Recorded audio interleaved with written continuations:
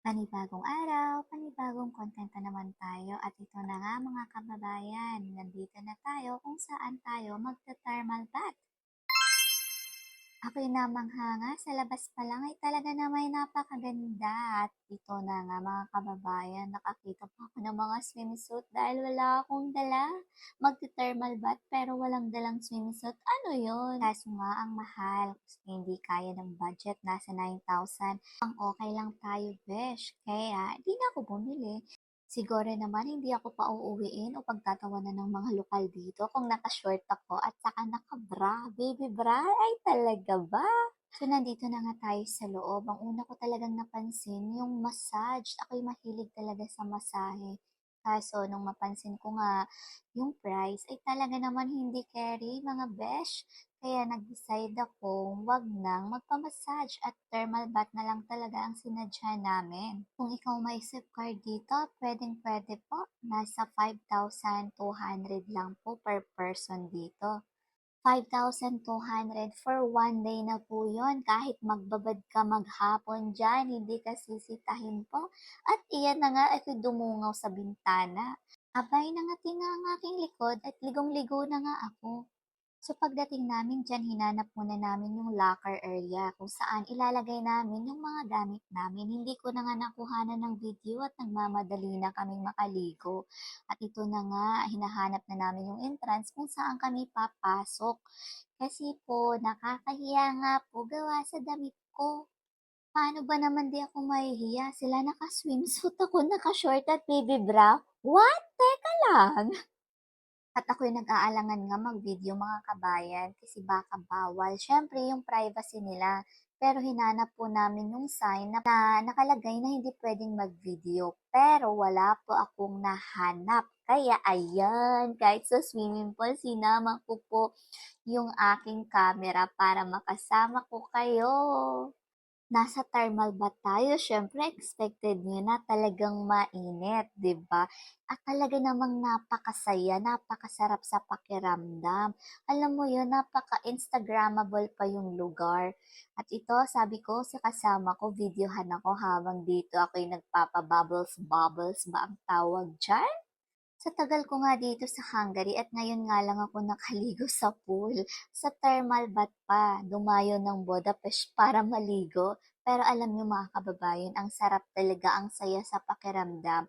Kasi nasanay po ako sa swimming pool ay malamig. Ito kakaiba, may twist, may twist. Pero ang totoo niyan mga kabayan, ako'y hiyang-hiya pa rin sa suot ko. Si Ate Lisa naka-swimsuit. Ayan 'no, ako naman naka-short at saka naka-baby bra lang.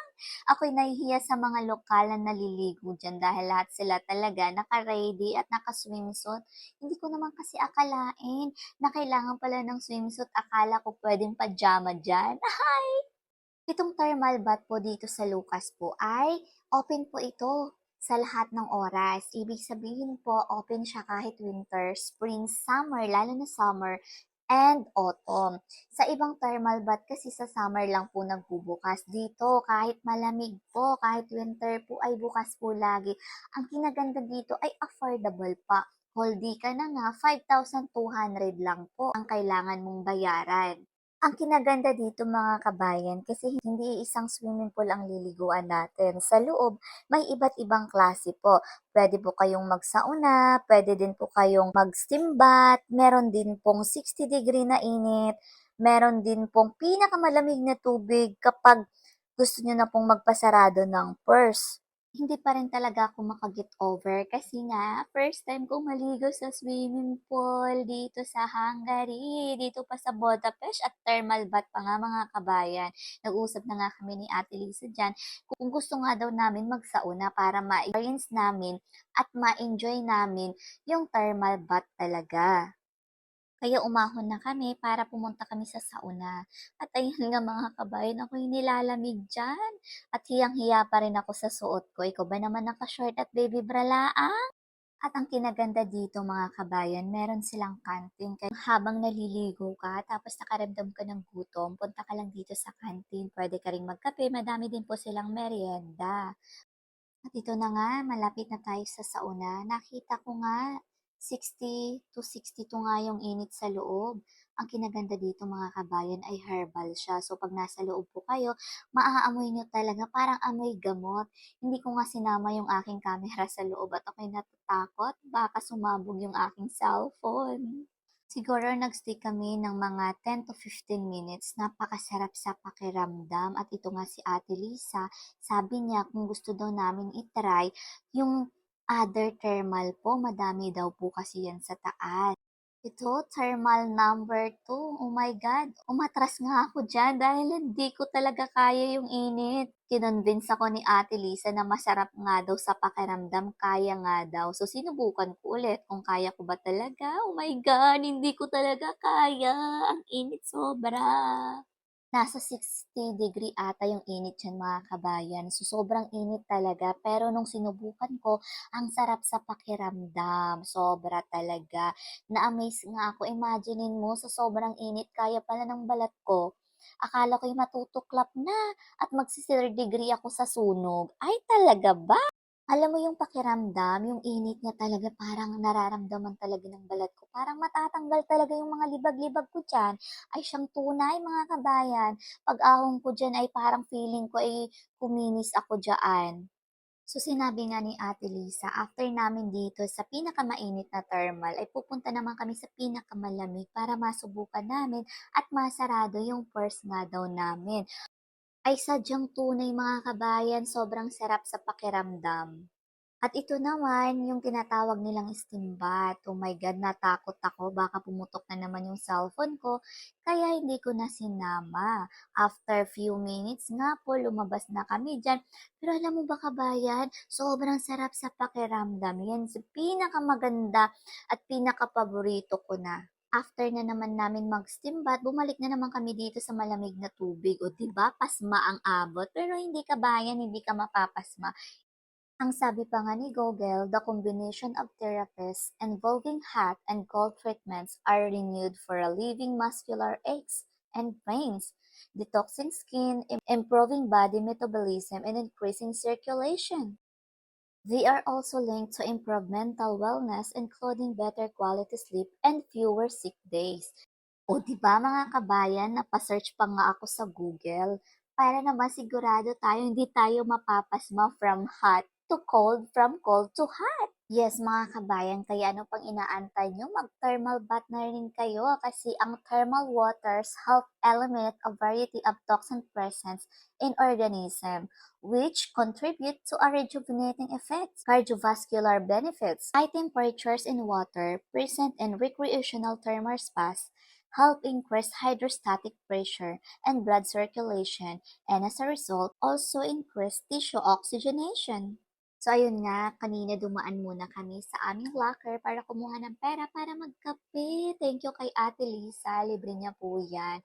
At syempre, nag-girls talk muna kami about life. Ang dami naming napag-usapan dyan na talaga namang ang dami ko ding natutunan sa Hungarian culture po, mga culture shock at saka yung mga totoong buhay at totoong lagay ng ating mga kapwa kababayan dito. Sa mga hindi nakakakilala kay Ate Lisa, isa po siyang presidente ng isang Filipino community dito sa Hungary, which is yung Bayanihan. So mga kababayan, kung hindi nyo po alam, pwede nyo pong isearch sa Facebook ang Bayanihan Community.